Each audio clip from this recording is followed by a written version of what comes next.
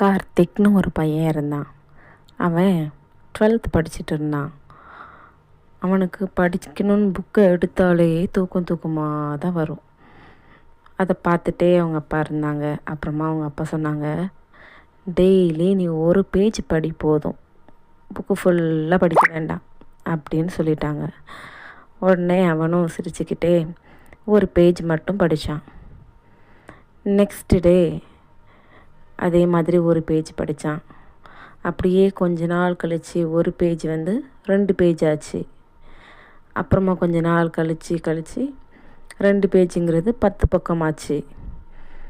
அப்படியே படிச்சுக்கிட்டே இருக்கும்போது கொஞ்சம் மாதத்தில் ஒரு ஃபியூ மந்த்ஸுக்கு அப்புறமாவே அவன் ஃபஸ்ட்டு 5 பிளேசஸ்க்குலாம் வந்துட்டான் அவனோட கிளாஸில்.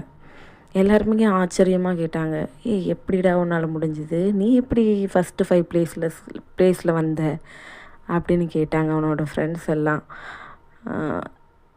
ஈவன் டீச்சர்ஸ்க்குமே அந்த ஒரு டவுட் இருந்தது, எப்படி நீ வந்த அப்படி சொல்லிட்டு கேட்டாங்க. அப்போ தான் அவன் சொன்னான், நான் டெய்லி ஒரு பக்கம் மட்டும் படித்தேன், அவ்வளோதான் அப்படின்னு சொன்னான். ஆனால் விடாமல் படித்தேன்.